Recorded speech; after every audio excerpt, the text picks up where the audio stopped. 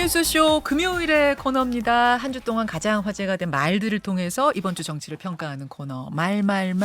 오늘도 함께해 주실 말감별사 두 분 모셨습니다. 국민의힘 김재원 전 최고위원, 더불어민주당 신경민 전 의원 어서 오십시오. 네, 안녕하세요. 아니 말 본론 들어가기 전에 오늘은 여론조사를 하나 좀 살펴보고 가야 될 것 같은데 어제 나온 윤석열 대통령 지지율 조사입니다. 사실 지난 여름 이후로는요. 어느 여론조사 기관이냐를 막론하고 40% 넘는 수치가 나온 적이 없어요. 그런데 어제 거의 5개월 만에 처음으로 40%를 넘는 곳이 나온 겁니다. 여기는 이제 데일리안이 의뢰를 하고 여론조사 기관 공정이라는 곳에서 12월 5일, 6일 양일간 조사한 건데 표 한번 보시죠. 긍정 41.5%, 부정 56.7%. 그러니까 이제 이곳은 2주마다 한 번씩, 2주마다 한 번씩 정례 조사를 하는 거예요. 그래서 흐름을 보시는 게 중요한데 여기서도 이제 7월 이후로는 한 번도 40%를 넘은 적이 없어요. 이 기관 조사에서도. 그런데 이제 5개월 만에 40%를 넘어서는 수치. 특히 주목이 되는 건 2주 전보다 9.1%포인트. 이 조사 기준입니다. 이 정례 조사 기준으로 2주 만에 9.1%포인트가 오른 거예요. 뭐 오늘 나올 한국갤럽 조사나 월요일에 나올 리얼미터 정례 조사까지 보면 흐름이 더 확실하겠습니다만 지금 수치는 조금 달라도 흐름이 거의 다 비슷하게 가고 있거든요. 신경미 전 의원님. 이거 어떻게 분석하세요? 요인이 뭘까요? 뭐 똘똘 뭉친 거죠. 그리고 화물연대 덕 좀 본 거 아닌가 싶은데. 화물연대 덕을 봤어요. 네, 화물연대에 강경 대응하는 것이 아마 그 보수 쪽에 있는 분들한테 좀 평가를 받은 것 같아요. 그래서 사실은 전혀 예측할 수 없었던 게 아니고 이걸 노리는구나라는 얘기들은 많이 했었습니다. 그런데 좀 숫자가 많이 나왔는데 예. 좀 오늘 나올 갤럽이니 다음 주 리얼미터니를 종합적으로 보면 나오겠지만 추세는 비슷하게 지금 맞아떨어지는 거 아닌가 싶네요. 그렇죠. 네. 지금 추세가 비슷한 흐름을 보시는 게 중요한데 흐름이 비슷해요. 화물연대 강경 대응이 집토끼 결집을 불러일으킨 것 같다는 신전 의원의 평가. 김재원 전 최고는 어떻게 보세요? 근데 이제 윤석열 대통령이 50% 정도의 지지를 받고 대통령이 당선이 됐잖아요. 예. 그런데 지금까지 여론조사는 이제 윤석열 대통령을 찍었던 사람들조차 좀 부정적인 반응이 있었거든요. 근데 그분들의 이야기를 들어보면 예. 대체로 나라가 너무 무질서다. 그리고 대통령이 주도하지 못한다. 정권을 바꿔줬는데 네. 왜 이렇게 더 질이 멸렬하냐 이런 말씀이 많았거든요. 우선 뭐 그동안에 사실 보면 이제 여당 내에서도 이준석 전 대표 문제로 뭐 완전히 혼란스러웠고 대통령이 또 그 문제를 해결하지도 못하면서도 또 대통령이 끌려 들어가는 모양새였거든요. 뭐 무슨 저 체리 따봉 그렇죠. 뭐 이래서 예. 그러니까 사실 대통령이 뭐 좀 말하자면 온팡 뒤집어 쓰는 형국이었어요. 거기다가 이제 야당이 굉장히 이제 공격을 하고 이런 면에서도 제대로 대응을 못한다 이런 이야기가 많았는데 최근에 보면 그런 면에서 이제 제대로 윤석열답게 보인다. 뭐 예를 들어 원칙, 법치주의 뭐 이런 이야기를 하면서 윤석열 대통령 본연의 모습으로 이제 돌아가고 있다라는 그런 평가가 많죠. 그러면 이제 그래도 정권을 바꿔준 보람이 있다 뭐 이런 이야기도 하고요. 그러니까 역시 집토끼 결집이라고 보시는 거고. 아니 뭐 집토끼 산토끼 문제가 아니고 예. 이제 정권 교체에 나섰던 사람들이 예. 이제 정권 교체 내가 정권 교체 이걸 바란 거다. 했었는데 이런 모습이다. 그래서 대통령 우리가 이제 윤석열 대통령이 한때 저 대세 중에 압도적인 대세였거든요. 그때 보여준 모습이 이제 공정과 상식이 통하는 사회를 만들겠다 이런 것이었는데 그런 모습이 좀 흐트러져 있었거든요. 이제 그런 본연의 자리로 돌아간다면 지지율은 뭐 훨씬 더 많이 상승할 거라고 봅니다. 여력이 더 있다고 보세요? 너무 큰 기대하지 마십시오. 적당히 하지. 큰 기대는 건물입니다. 이제 두 분 다 화물연대 파업에 대한 강경 대응, 저는 이게 긍정적이었다고 보시네요. 저는 뭐 화물연대 파업에 강경 대응한다고 보지 않고요. 이게 이제 원칙대로 한다는 거죠. 그동안에 그 화물연대든 뭐 노동계든 뭐 또 다른 사회 곳곳에 그 어떤 그 문제가 있으면 그것을 전부 찔끔찔끔 뭐 물러서서 그냥 미봉책으로 했거든요. 근데 이제 모든 것을 좀 근본적으로 질서를 한번 재검토해 보자 이런 입장에서는 가능하다고 봅니다. 그런데 일각에서는 화물연대 뭐 대응도 대응이고 그렇지만 도어 스태핑 중단한 게 오히려 플러스 된 거 아니냐 이런 얘기 하시는 분들도 계시고요. 또, 예, 뭐 그런 얘기 나오더라고요. 아, 거기다가 이제 월드컵 뭐 올림픽 이런 데서 우리 선수들이 잘하면 또 여당의 대통령한테 플러스가 된다. 이런 분석도 나오던데 어떻게 아니 보세요? 그건 맞습니다. 이번에 8강 갔으면 뭐 난리 났다고 봐야죠. 도어 스태핑 중단도 오히려 긍정적인 영향이었다고 보세요? 도어 스태핑이 처음부터 좀 잘 가다듬어서 했으면은 아마 대통령의 위상을 높이는데 좋았을 거예요. 근데 도어 스태핑을 이렇게 거칠고 무리하게 하다가 지금 사고가 나니까 그 MBC 핑계 대고 그만둔 건데요. 그 MBC가 어떻게 보면 역으로 기여를 해준 거 아닌가. 지지율 싶은 상승에 생각이 도움을 준 있는데. 겁니까? MBC가 도와준 거예요? MBC를 굉장히 세계적인 언론사로 만들어 준 거고 또 뭐 대통령은 또 그거 핑계 대고 그만두고 하여튼 윈윈이에요? 뭐가 좋을지 잘 모르겠습니다. 자, 알겠습니다. 뭐 이제 여론조사 기관 공정의 여론조사 이 정례조사 표는 요렇고 오늘 뭐 오후쯤에 나올 한국갤럽, 다음 주에 나올 리얼미터 정례조사까지 보면서 요 얘기는 더 나누도록 하고요. 이번 주에 말말말 본론으로 들어가겠습니다. 먼저 김재원 전 최고가 골라오신 말부터 살펴보려고 하는데요. 김의겸 의원, 민주당 김의겸 의원과 고민정 의원의 말을 골라오셨어요. 영상으로 보죠. 저는 지금은 거의 저강도 계엄령 상태다 그렇게 이렇게 보시는군요. 생각을 하고 있습니다. 당신은 별 4개 대장들이 뭐 계엄사령군을 했다면 지금은 한동훈 법무부 장관이 계엄사령군 역할을 하면서 계엄군을 지휘하고 있는 거 아니겠어요? 그래서 오히려 제가 느끼기에는 윤 대통령의 존재 자체가 굉장히 사회적 위협 수준까지 올라왔다라고 봅니다. 헌법도 무시하죠. 왜냐하면 노동 3권은 헌법에 보장되어 있음에도 불구하고 그런 행태를 하고 계시니까.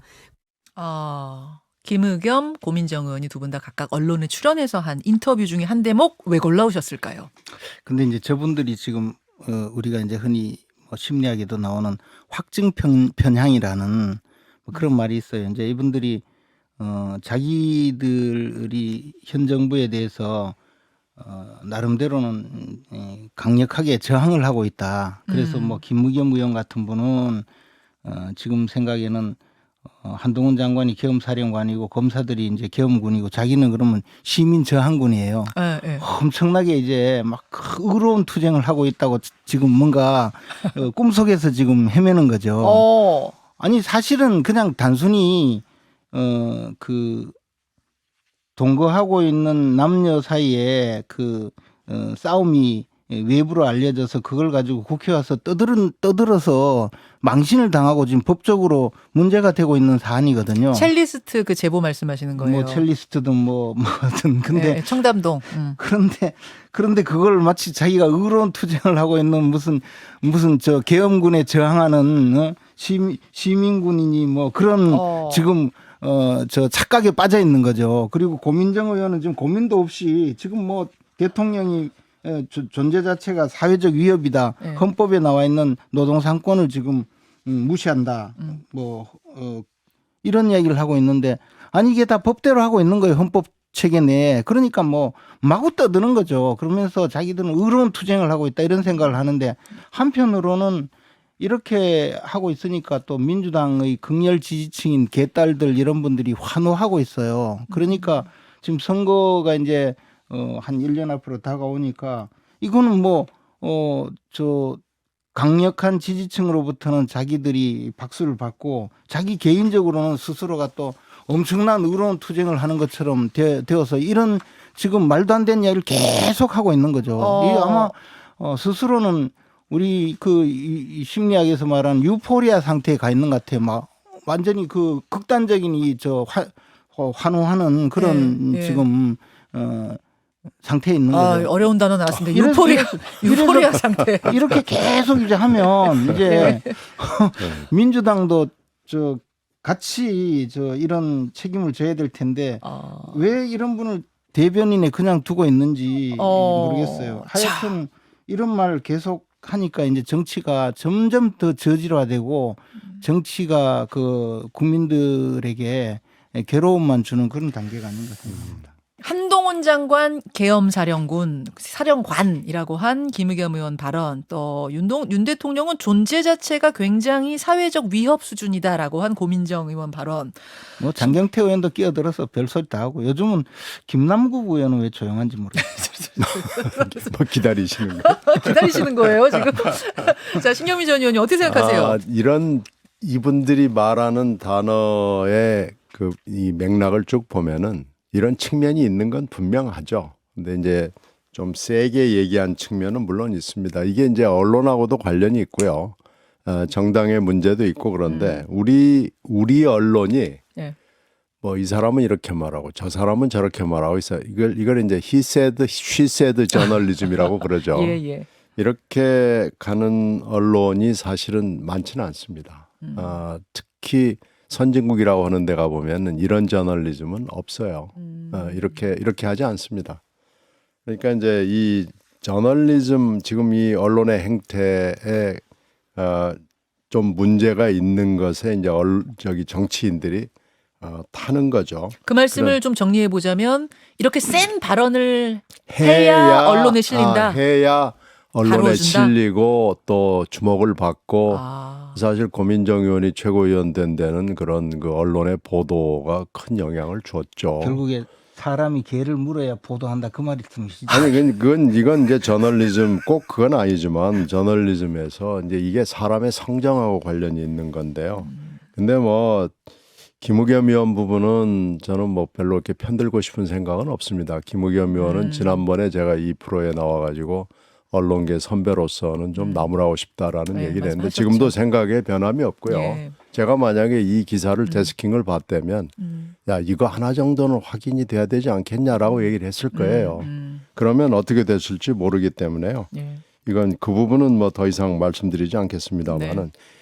이런 측면이 분명히 있는 거예요. 한동훈 법무장관이 계엄사령관 역할을 하고 있고 뭐 이런 측면이 분명히 있습니다. 흐름은 네. 맞는 흐름이다. 그런데 이걸 이제 어떻게 표현하느냐. 표현하느냐. 그래서 주목을 세게 받기 위해서 세게 표현을 했고 이렇게 해야 또 언론이 실어주고 하는 악순환인데 사실 국민의힘도요. 이렇게 얘기하는 분들 많습니다.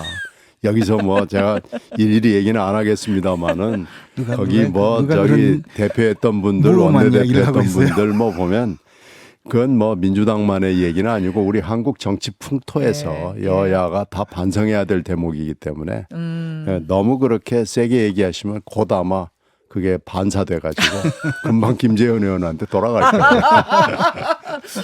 그래요. 자, 말 이번 주는 신경민 전 의원이 골라오신 이번 주에 귀에 꽂혔던 그 말 들어가 보지요. 말이 아니고 글을 골라오셨네요. 신 전 의원께서는 카카오톡 단체 대화방에 있는 글을 골라오신 건데 요거는 글이니까 저희가 유튜브와 레인보우로 보여드리면서 제가 좀 읽어보겠습니다. 보건복지부의 박향 공공보건정책관하고 서울시의 재난인력 담당자가 대화를 한 내용이에요. 자, 보건복지부 박향 정책관이 이렇게 말합니다. 오늘 대통령 주재 회의 결과 이태원 압사 사건을 압사 제외하시고 이태원 사고로 요청드려요. 그러자 서울시 담당자가 이태원 사고로 변경하겠습니다. 그러자 박향 정책관이 감사해요. 이렇게 말하는 대화방 캡처 사진 왜 골라오셨을까요? 그러니까 그 사이에 이게 벌써 지금 한 달 반 이렇게 들어가잖아요. 네. 그런데 그 사이에 이 단어비 틀기 때문에 국민들이 굉장히 속상해했습니다. 참사라고 하지 못하고 사고라고 하고 희생자라고 하지 못하고 사망자라고 하고 또 압사란 얘기도 못 쓰게 하고 그런데 정확하게 이태원 압사 참사입니다.